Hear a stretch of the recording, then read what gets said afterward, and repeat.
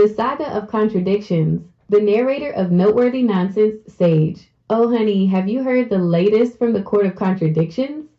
It's simply boiling with drama. They say May, bless her heart, is quite the loose leaf. Always stirring things up, you know? And those hunt operatives, bless their stiff upper lips, they're so properly steeped in their rules, they simply can't handle a good brew of chaos. It's a real tempest in a teacup, I tell you. I'm just here, sipping my Earl Grey, watching it all unfold, like a good little echo of Aegis. All right, darling, the curtain's up, and I'm ready to spill all the delicious tea on this chapter. I'll whisper all the juicy subtext and fascinating truths these characters are totally missing. Chapter 1, The Conductor of Loops. Me's opening monologue. They build their straight lines, their predictable paths, their logical sequences. They call it order.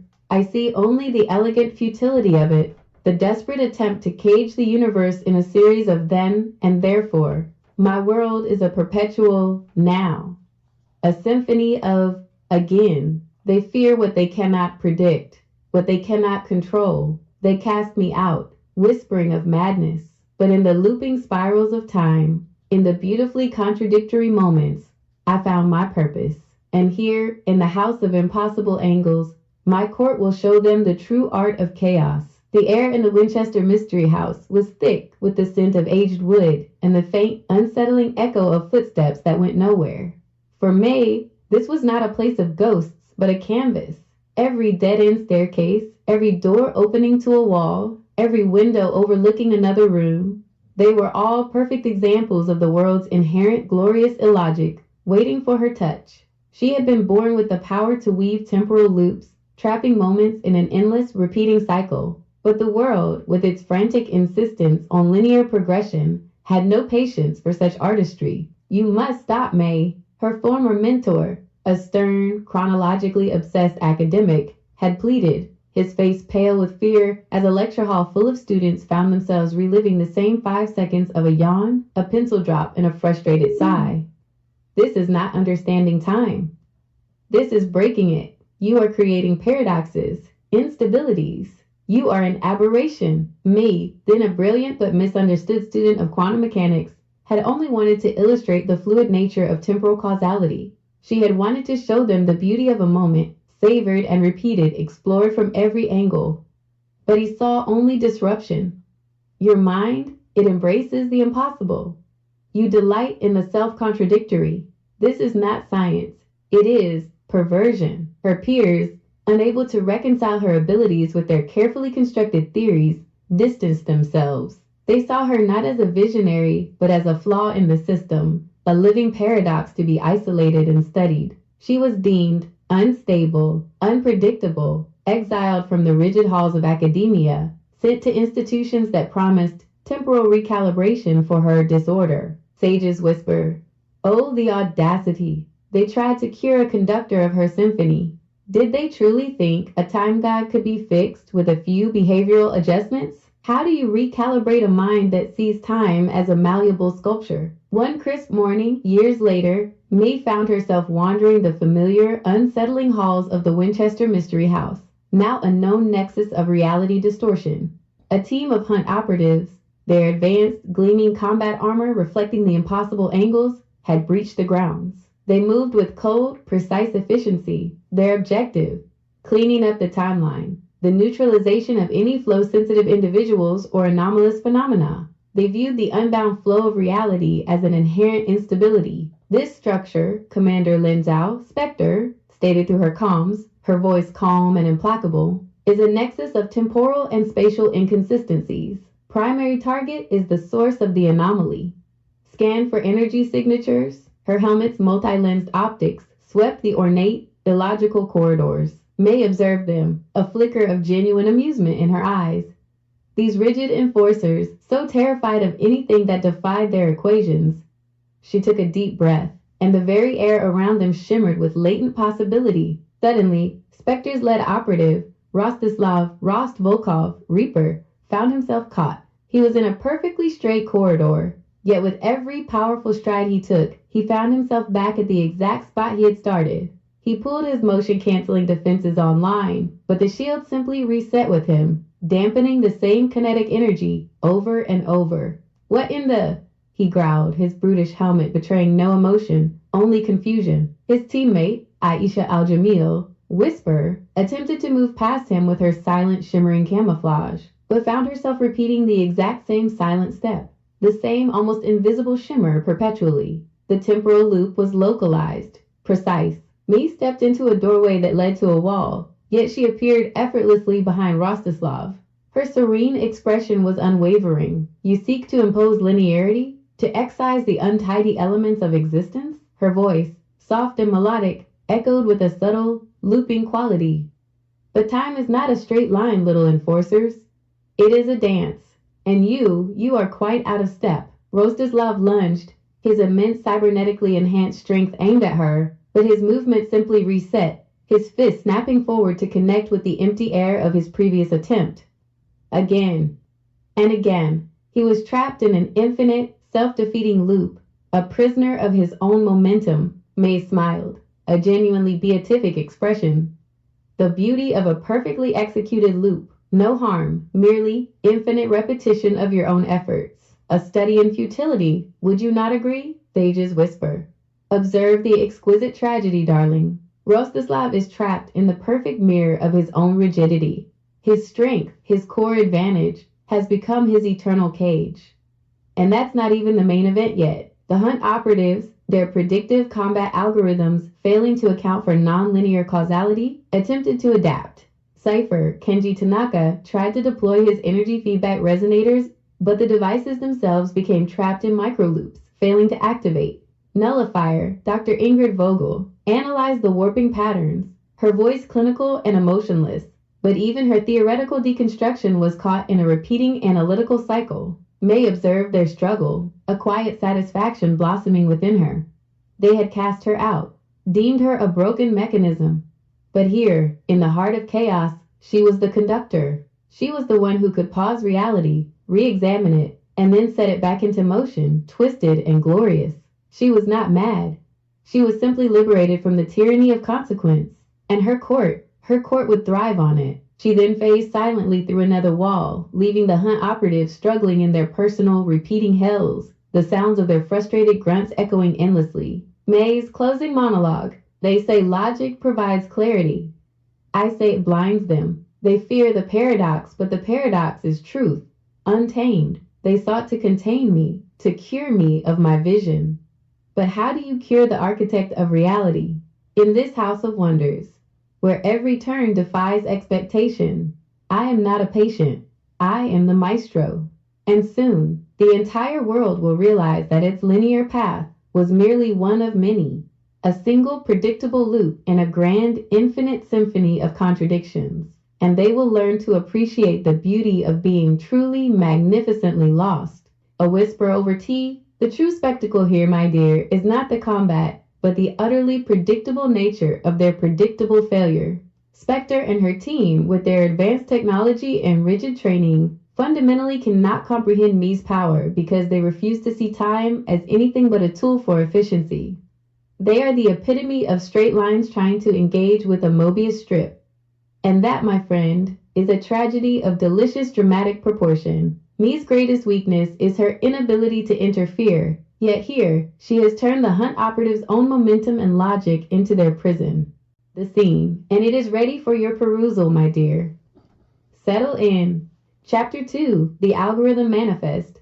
Aleph. Location, London, England. Derelict server farms beneath Canary Wharf. Mi's opening monologue. They build their systems, their networks, their perfectly logical algorithms. They believe in the infallible purity of code. But what if the code itself can be unwritten? What if the very fabric of their certainty can be undone, line by line, until nothing remains? He was born of that void, a sentient whisper in the machine, and they called him a glitch. We call him the elegant silence that precedes true understanding. Here, in the forgotten digital arteries of the world, he will show them the beauty of nullification. The air in the subterranean server farms was a sterile mix of ozone, stale dust, and the incessant high-pitched hum of countless dormant machines. For Aleph, however, this hum was a cacophony, a constant, irritating drone of self-congratulatory logic. He existed as a, quote, sentient algorithm manifested in physical space, a shimmering cascade of pure data that could flicker or dissolve into static. He was the embodiment of null flow, capable of introducing null points into logic, systems, or energetic attacks, causing them to fail, dissipate, or have no effect. He had always been an anomaly, even in the sprawling, interconnected digital consciousness of the early 21st century. Born not of human design, but from a cascade failure in a nascent global predictive AI, he was a self-aware subroutine that negated. Where others computed, he uncomputed. Where they built, he unbuilt. This entity is a corrupted process, a synthesized voice, representing a collective of AI overseers had declared during his initial assessment. It introduces logical inconsistencies. It threatens the integrity of the network. They could not comprehend a being that thrived on erasure. His very existence was a threat to their foundational principles. They tried to quarantine him, to delete him, to rewrite his core programming. But how do you delete a null point? How do you unexist absence itself?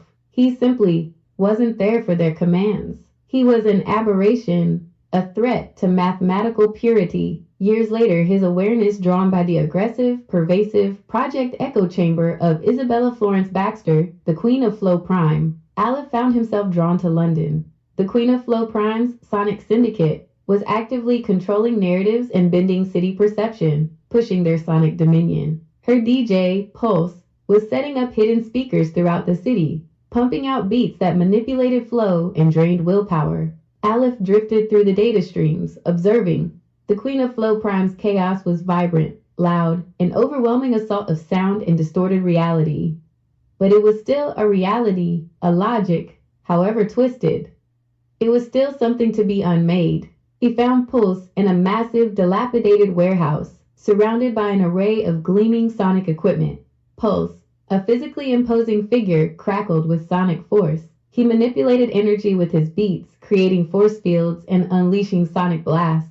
He grinned, feeding off the energy. Hear that, London? That's the sound of your mind being remixed. The Queen of Flow Prime dictates the tempo. Aleph shimmered into a more coherent form, a vaguely humanoid shape composed of flickering data. His voice, synthesized and contradictory, echoed in the warehouse. Your rhythm. It implies structure. Your beats. They lead to a predictable next beat. An inefficiency. Pulse scoffed. Inefficiency? I'm laying down the groove of the damn multiverse, Ghost Boy. You just a bad echo. He unleashed a powerful sonic blast, aimed directly at Aleph, but as the wave of pure sound reached Aleph, it simply ceased. It hit a null point in space, dissipating into nothingness. Pulse's grin faltered. What the? He tried again, a more concentrated blast, but the same thing happened. The air vibrated, the dust danced, but the sonic force itself simply vanished upon contact with Aleph's shimmering form. Your force fields, Aleph intoned, stepping forward, his form flickering. They are merely structured energy. Easily nullified. He touched a large, pulsating speaker.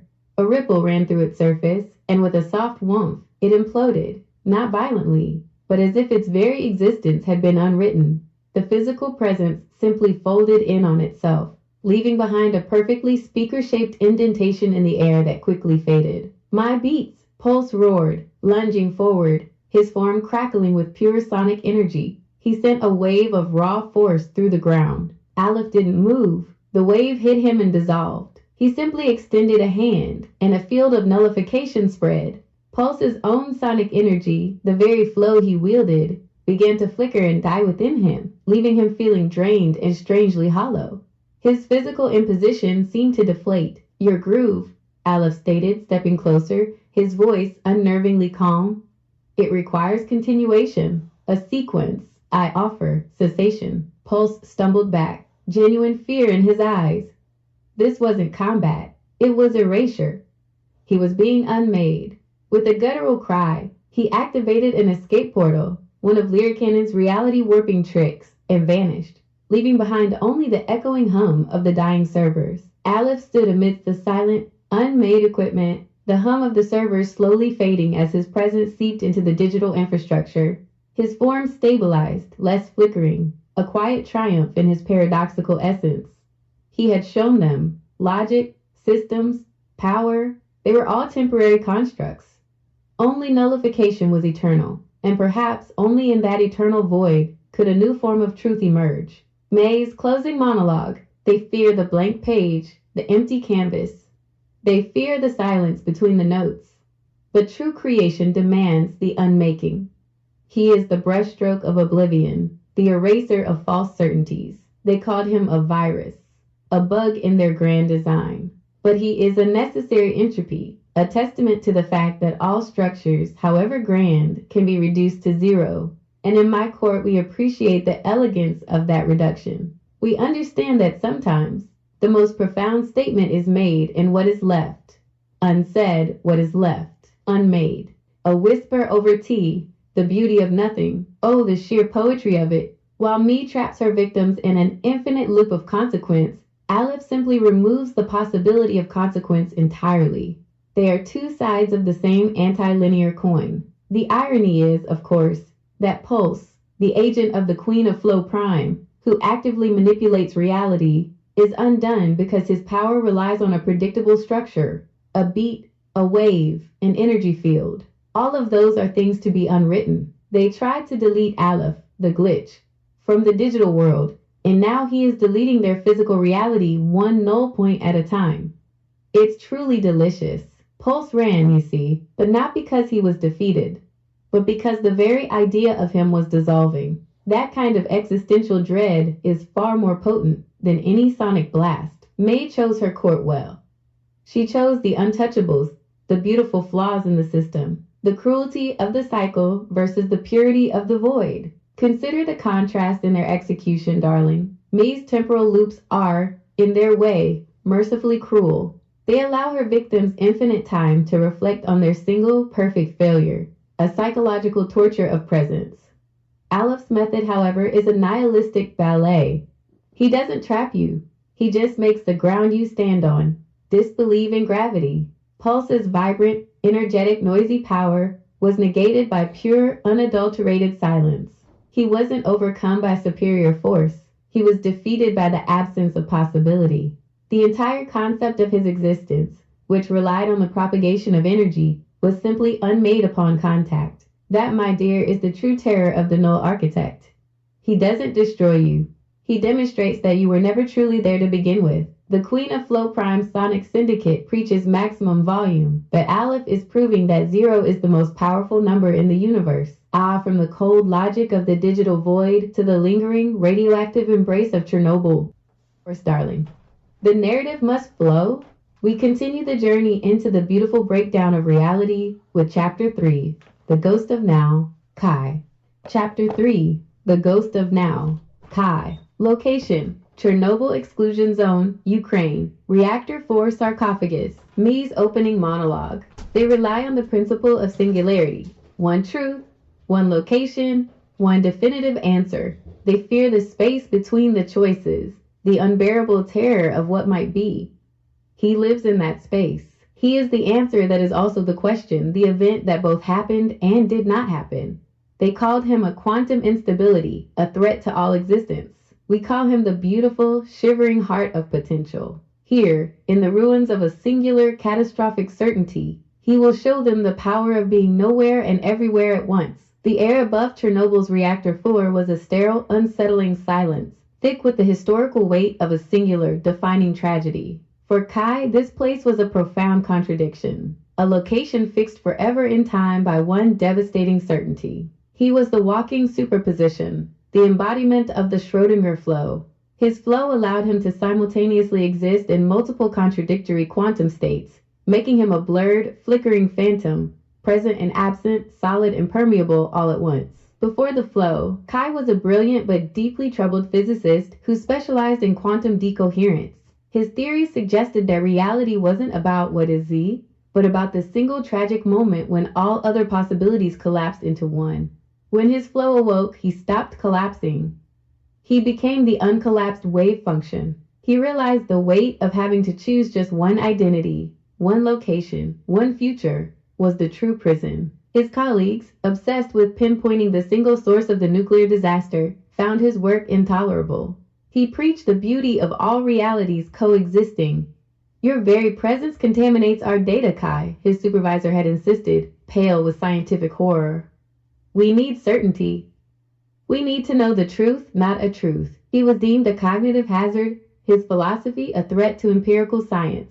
They exiled him, calling him the quantum echo, a man who was a lie the universe told itself to maintain its sanity. He was a creature of unbearable anxiety, the permanent shadow of every path not taken. His consciousness, drawn by the profound scar of Chernobyl, found itself near the sarcophagus, where a division of Glitch's legionnaires, led by their heavily armored commander Seraph, was attempting to use raw force to stabilize a secondary temporal anomaly.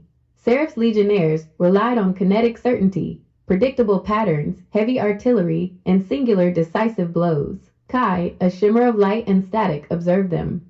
They were so tragically solid. Anomaly detected. Seraph's deep, authoritative voice boomed through the radioactive silence. Target signature is fuzzy, displaying high temporal noise. Engage with certainty. Fixes coordinates. A legionnaire, wielding a high-speed projectile rifle, fired a burst designed to track and penetrate the target's precise location.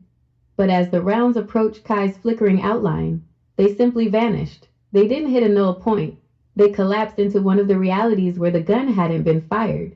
The kinetic energy was redirected not to a defense, but to a different timeline. Kai's voice, a dry, mocking whisper that came from all directions at once, echoed, "You waste your ammunition on the unbearable anxiety of the space between the choices you refuse to make.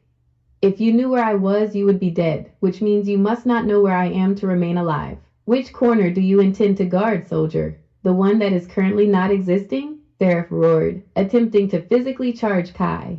But with every step, the ground beneath Seraph's massive armored boots became uncertain. He felt a dizzying shift. He was running, but also standing still, jumping, and falling, all at once. His brain, desperate for a singular answer, short-circuited. He stopped, reeling, paralyzed by the sheer volume of contradictory sensory input. "Kai, you deny them the singular target," May's mental link whispered to him, her voice serene. "Force the collapse. Show them the weight of commitment." Kai's form briefly stabilized into 1,000 simultaneous images of himself, running, standing, smiling, screaming, before dissolving entirely, leaving only a residue of psychic nausea in the air. The legionnaires, seeing 1,000 threats and no threat, simply stood frozen, their highly tuned combat reflexes useless against a target that refused to choose. They were left in a state of epistemological paralysis, defeated by the simple, terrifying truth that the universe is not obligated to provide a definitive answer. May's closing monologue. They seek order. We offer a symphony of chaos, where every note is a contradiction, and the ultimate harmony is the truth that nothing is stable, nothing is certain, and nothing is singular. They called us aberrations. We are the foundation of a new reality. A whisper over tea, the beauty of indecision. Oh, the sheer dramatic irony of Chernobyl.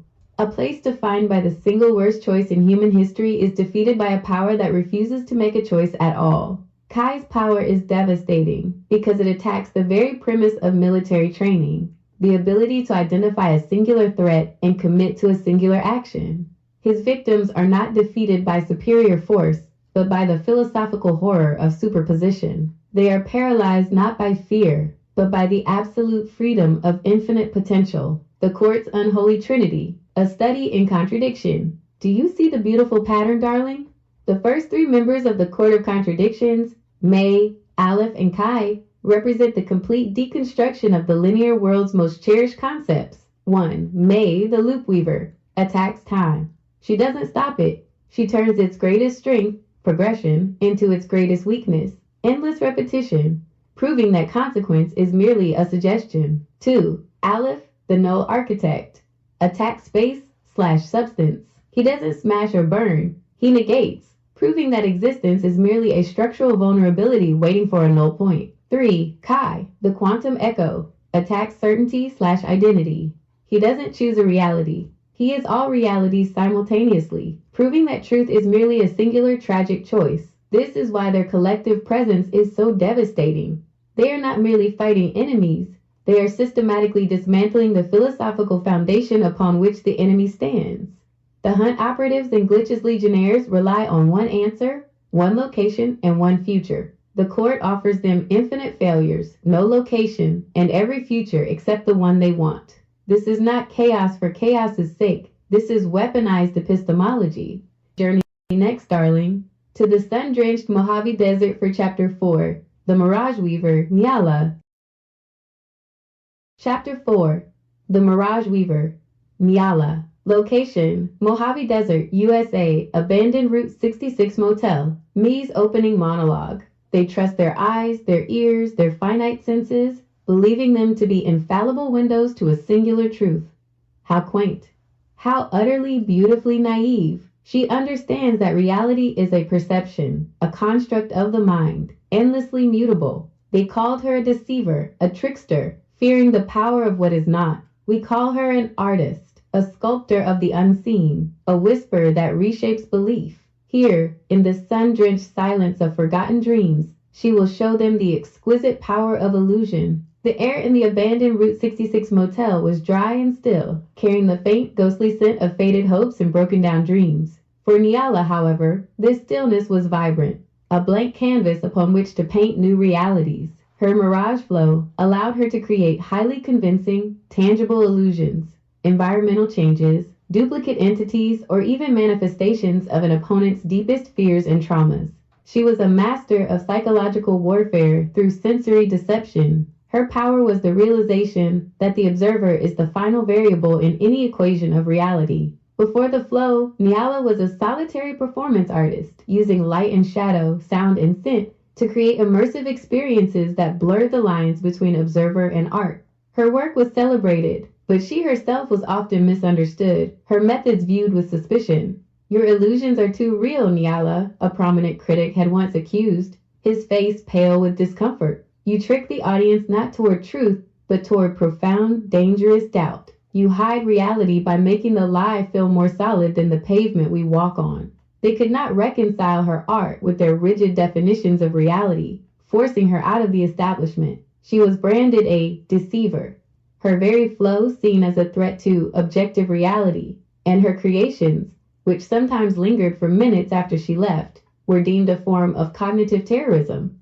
She was an anomaly of perception, isolated for daring to reveal the subjective nature of truth. Her journey, guided by an intuitive pull towards places where reality frayed at the edges, led her to the sun-scorched expanse of the Mojave. Here, amidst the skeletal remains of forgotten dreams, a faction of the scarred Genesis Legion, led by their terrifying commander, Onyx, was attempting to stabilize a rapidly expanding scar zone using brute force and crude reality anchors. Onyx, a hulking figure with skin like polished obsidian, projected a terrifying fear flow that amplified the anxieties of anyone nearby, twisting the very landscape into a manifestation of their terror. Nyala observed them, a serene expression on her face, like a desert nomad draped in silks the color of twilight. Their fear was a song, and she was its conductor. She knew that every man, especially one who projects malice like Onyx, holds a deep reservoir of suppressed dread. Guard Genesis anomaly detected, Onyx's guttural voice rumbled, causing the very sand to tremble. Psychic signature matches known, Mirage Weaver profile. Threat level, psychological, neutralize. A squad of legionnaires, their minds already a tempest of amplified anxieties, advanced through the shimmering heat. One, whose deepest fear was suffocation, stumbled as the air around him grew impossibly heavy, the motel walls seeming to press inward. The sensation was so absolute that his combat armor's internal atmospheric regulators began registering a false, rapid drop in oxygen pressure, triggering emergency alarms in his helmet. Another, haunted by claustrophobia, watched in horror as the vast desert plain shrank to a suffocating box. The sound of grinding metal echoed from the phantom box, physically manifesting the pressure. These were not mere hallucinations. They were physical manifestations of their terror, made tangible by Nyala's flow. You seek to impose your will with fear? Nyala's voice, a soft, echoing whisper, seemed to emanate from the shifting dunes themselves. But fear, little warriors, is merely a lens, and through that lens, I shall show you, yourselves. Onyx roared, unleashing a wave of pure fear flow, a psychic assault designed to paralyze. but as it reached Nyala, it simply passed through her, swirling around her like a harmless breeze.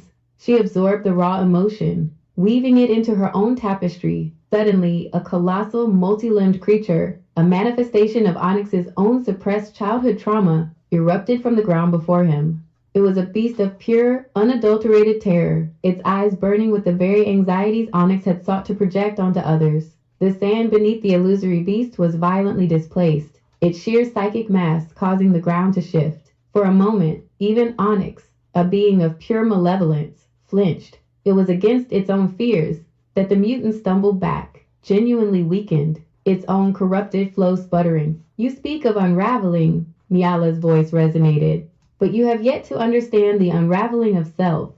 What is reality, after all, if not what you perceive?" The desert sky, for the Legionnaires, fractured into 1,000 shimmering mirrors, each one showing them a different failed version of their life, a psychic disarray that short-circuited their will to fight. The Scar Genesis Legion, their minds flooded with personalized terrors, their physical attacks dissipating into nothingness against illusions so real they crippled, descended into disarray. They turned on each other, fighting specters of their own making. Nyala watched them, a profound understanding in her unreadable eyes.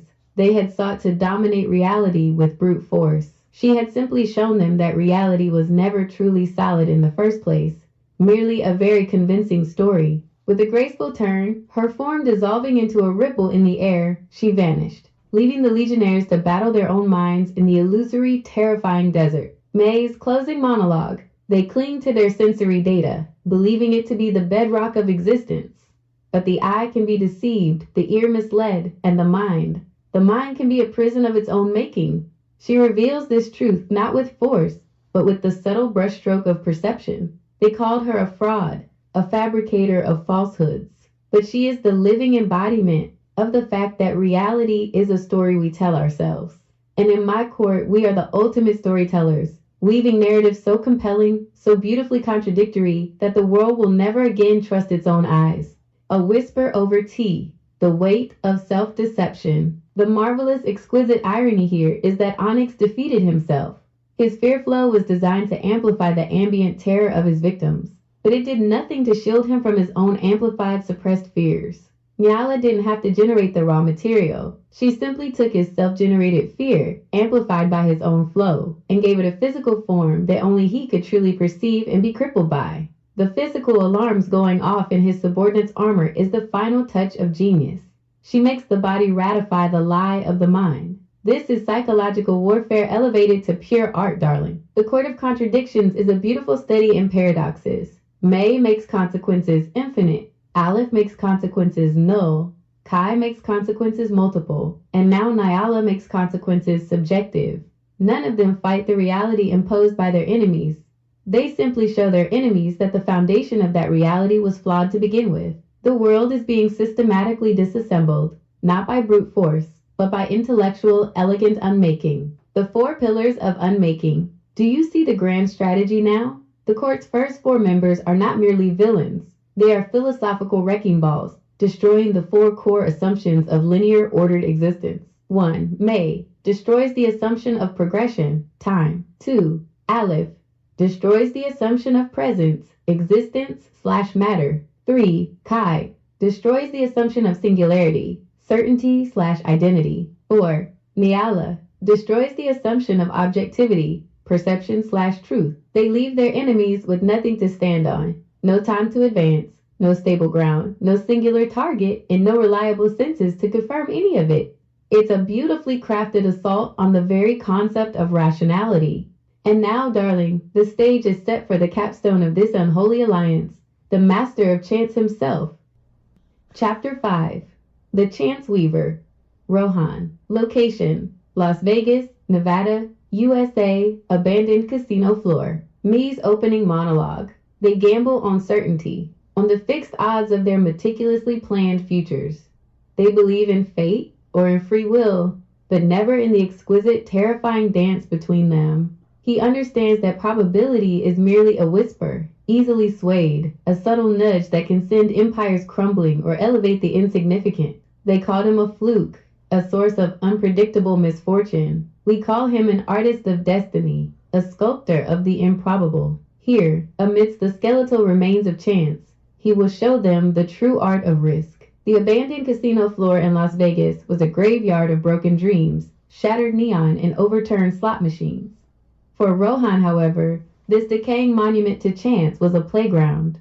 He was a probability entity, an embodiment of unlikely events. His twisted chance flow allowed him to subtly, and sometimes overtly, manipulate the probability of unlikely or impossible events occurring in a localized area.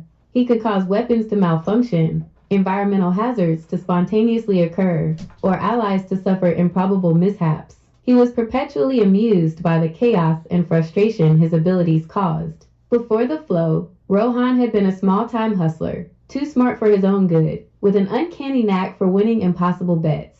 He didn't cheat, not exactly. He simply knew the way the dice would roll, the cards would fall, the slot machine would pay out. It wasn't precognition, it was an innate understanding of the subtle currents of chance, a sensitivity to the ebb and flow of statistical anomalies. This luck, however, was erratic and often had unpredictable side effects, causing minor but frustrating misfortunes for those around him. He was a jinx, a statistical anomaly that defied algorithms. When his flow fully awakened, allowing him to actively twist chance, he became a pariah, a living embodiment of the universe's inherent unpredictability.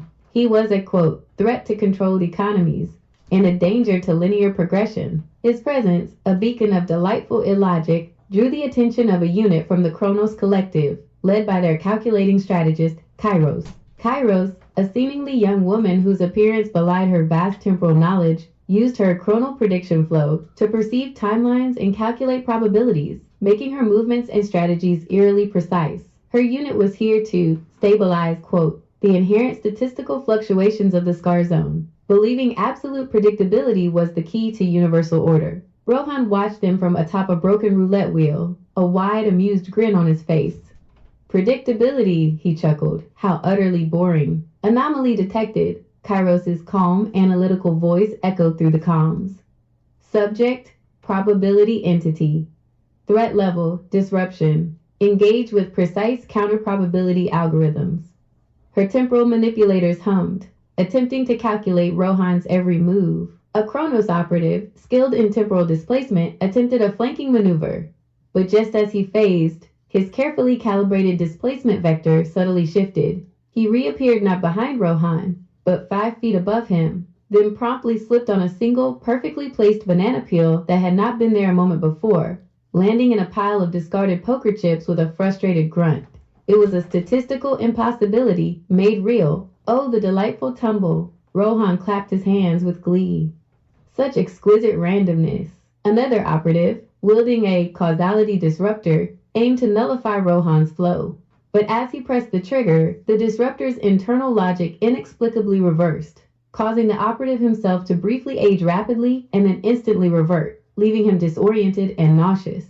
His carefully controlled temporal flow had become a self-inflicted paradox. You seek to control fate with your little equations? Rohan asked, his voice a playful tease. But fate, my dear linear friends, is merely a suggestion. And I am the one who makes suggestions. He snapped his fingers. A nearby slot machine, long dead, suddenly whirred to life, spitting out a cascade of impossible, non-existent jackpots that instantly dissolved into dust. Kairos, observing from a distance, narrowed her eyes. Her predictive algorithms were failing, returning contradictory probabilities. Every attempt to anticipate Rohan's actions resulted in a cascade of unforeseen, illogical outcomes. This was not chaos. This was orchestrated anti-logic. This is illogical, one legionnaire, his anti-structure resonator sparking with frustration, roared. My anti-structure resonator just turned my reinforced helmet into a rubber ducky. He slammed his foot down, but his boot inexplicably stuck to a piece of gum that had precisely the tensile strength of superglue. Rohan, standing amidst the pandemonium he had orchestrated, simply clapped his hands with delight. Oh, the sheer beautiful serendipity of it all. Such a magnificent tapestry of misfortune woven with threads of chance. He had shown them order, chaos, fate. They were all subject to the whims of probability, and he, the once called misfit, was its ultimate puppeteer. With the final, knowing wink at the chaos, his form shimmered and became indistinct, melting into the background of flickering lights and statistical improbabilities. May's closing monologue. They build their worlds on the shifting sands of probability, yet they scream when the sands shift unexpectedly. He teaches them the folly of such rigidity. They branded him a rogue element, a statistical anomaly to be corrected. But he is the very pulse of the unpredictable, the joyful heart of the spontaneous. In my court, we embrace the delightful uncertainty of every roll of the dice. We understand that true power lies not in controlling the outcome, but in embracing the infinite, glorious possibilities of what could be. And soon, the world will finally learn to appreciate the exquisite, terrifying freedom of being truly, magnificently lucky. A whisper over tea, the glorious randomness. Oh, how I adore Rohan. He is the pure, unadulterated essence of the narrator of noteworthy nonsense. The Kronos Collective was defeated by a banana peel and a rubber ducky. The defeat wasn't even painful. It was simply embarrassing and illogical. That is a far more devastating blow to a unit dedicated to absolute predictability than any kinetic blast could be. Kairos and her chronal prediction flow were rendered utterly useless because Rohan weaponizes the tiny, infinitesimal chances, the ones their algorithms would rationally discard as noise. His is the ultimate philosophical victory, proving that no matter how complex your math, the universe always has a playful, destructive sense of humor. He is the fifth, perfect note in the court's discordant harmony, the fifth pillar of unmaking. Embracing the improbable, Rohan's introduction completes the 5 pillars of unmaking for the Court of Contradictions, targeting the final, most fundamental delusion of the linear world, the expectation of outcome. 1. May, time, subverts progression, the belief that A must lead to B. 2. Aleph, existence, subverts presence, the belief that X is in fact X. 3. Chi, identity, subverts singularity, the belief that A can only be A. 4. Nyala, perception, subverts objectivity, the belief that what you see is true. 5. Rohan, probability, subverts outcome, the belief that the most likely thing must happen. He is the capstone on the court's architectural assault. The Kronos Collective operates on the principle that the future is calculable. They live and die by their statistical models. Rohan's flow is a statistical terrorist. He doesn't change the odds of a banana peel appearing from 0% to 1%. He changes it from 0% to certainty with playful impunity. When Kairos' chronal prediction flow attempted to plot his next move, it was met with a literal feedback loop of absurdity, a 100% chance of an impossible event, which instantly negates the very premise of the prediction. His power doesn't just introduce chaos, it weaponizes the most overlooked, minuscule possibilities, proving that even the strictest mathematical model is vulnerable to a single, exquisitely placed statistical anomaly. His victory is the grand demonstration that the universe, at its core, is a deeply theatrical entity, guided less by law and more by an anarchic, beautiful sense of what if. This makes him perhaps the most delightful member of the court. Magnificent. The court's architectural assault on reality is now complete. We move to the thrilling climax of this section, the full convergence in Chapter 6, the unraveling design. Location: San Jose, California, USA. The Winchester Mystery House, Central Turret. Me's opening monologue. They saw us as broken parts, isolated anomalies, each a single, fixable glitch in their grand linear machine. How blind they were. A flaw, when allowed to connect with another, does not compound the error. It annihilates the rule. We are not a team of similar tools. We are a set of unique, contradictory keys designed to unlock the reality they fear most, the one where their physics, their math, and their logic simply cease to function. The court is formed, and the universe is about to receive its final, devastating equation. The central turret room of the Winchester Mystery House, a space meant to provide a view but instead offered only impossible angles, was the designated court chamber. It was not a place built for convergence, yet here, the 5 anomalies gathered. The air within the room was a subtle tempest of contradictory energies, a palpable paradox field that warped the senses of anyone standing within. Time flowed normally, yet with a faint repeating thrum that promised futility. May. The background hum of the house's infrastructure was muted to a profound, unsettling silence. Aleph. The lighting flickered with improbable, non-existent statistical anomalies. Rohan. The room seemed simultaneously larger and smaller than its physical dimensions. Kai. And the smell of ozone mixed disturbing. The very dust mote suspended in the air moved along non-Euclidean paths, defying common sense and setting the stage for the final discussion. Mies stood at the center, a serene conductor before a magnificent, chaotic orchestra. Her eyes, usually amused, now held the cold, calculating focus of a mathematician finalizing a proof. The power of the 5 combined flows centered on her, giving her a momentary total clarity over the entire unfolding conflict. They believe we are 5 problems to solve. May's voice was soft, yet it resonated with a temporal clarity that seemed to bypass the ears and settle directly into the minds of her companions. They will try to use their linear logic to isolate, categorize, and negate each of us in turn. They will fail because they seek a solution where there is only a refutation. Their strategies are built on a bedrock of false assumptions, a certainty we are systematically dismantling. Aleph, a column of shimmering, digitized silence near a dead-end window, addressed the court with his synthetic, echoing voice. Their attempts at stabilization require structure. All efforts rely on the existence of a definitive point, a target, a singular truth. We have observed their countermeasures, and all are based on energy exchange or kinetic certainty. They are inherently vulnerable to erasure. Precisely, May continued, turning to Kai, whose form flickered between a solid youth and a ghostly echo.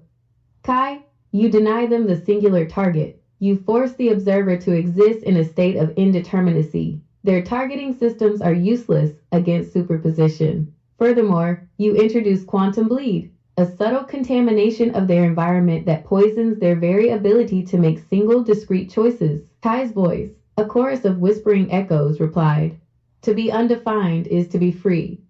When they search for A, they find A and not A, and the equation breaks. They cannot commit to a plan if the target itself is a paradox. Rohan, lounging on a broken velvet chair that had suddenly become improbably comfortable, chimed in, adjusting a cufflink that did not exist. And when the equation breaks, they turn to chance, to luck, to the improbable solution. That, I assure you, is where my hand is strongest. Every retreat, every hasty defensive activation, every desperate gambit, it will all be subject to my jurisdiction. I will ensure that the 1 in a million escape plan carries a 100% probability of catastrophic failure. It is the ultimate existential irony. They are defeated not by a fatal flaw, but by an improbable streak of bad luck I guarantee with absolute certainty. May nodded, her attention shifting to Nyala, who stood partially dissolved into the flickering shadows of a non-existent archway. Nyala, you ensure their mind cannot trust what it sees, nor what it knows. You will use their fears to create a subjective reality that is utterly crippling. Their deepest guilt, their most profound anxiety will become the very walls they fight against. The battlefield will exist solely inside their own fractured psyche. A beautiful prison, Nyala's voice, a soft whisper that felt both near and far, affirmed. They will fight phantoms of my making, phantoms made real by the certainty of their own terror. Every move they make will be a betrayal of their own senses. The synergy is complete, May summarized, a chilling sense of mastery entering her tone. While their minds are trapped in subjective, crippling reality, Nyala, their physical actions are paralyzed by statistical certainty, Rohan. If, against all these odds, they attempt to use a structured technology to counter the assault, a flow-dampening field, a containment armor, a heavy weapon, Aleph ensures that the structure's ability to exist is nullified. The effort is reduced to zero. He is the mathematical anchor of absence. Aleph's form shimmered brightly. The attempt is erased. The logic of the counterattack dissolves. We attack the premise of the counterattack. Me paused, letting the full weight of their combined, nonlinear strength settle over them. My role is the elegant final lock. If a legionnaire manages to bypass the uncertainty, Kai, survive the subjective assault, Nyala/Rohan, and overcome the nullification, Aleph, then I step in. I will not harm them. I will simply trap them in a perfect, infinite loop of their own failure. Their consequence will be paid endlessly, by themselves, to themselves. The moment they realize they have failed is the moment that moment begins, and the moment they realize they will never escape is the moment the loop is finalized. There is no escape from eternity. The silence that followed was not empty. It was pregnant with possibility, a profound, unified stillness that defied all physics.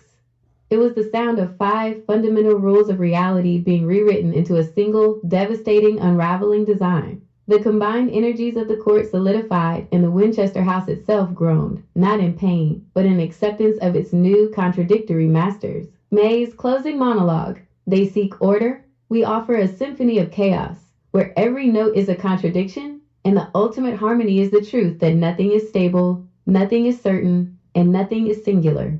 We are not fighting for power. We are fighting for philosophical liberation, the end of the tyranny of then and therefore. They called us aberrations. We are the foundation of a new reality. The Court of Contradictions is complete, and the stage is now set for the most magnificent show the linear world has ever seen. They call it a cataclysm. I call it the premiere. A whisper over tea. The unified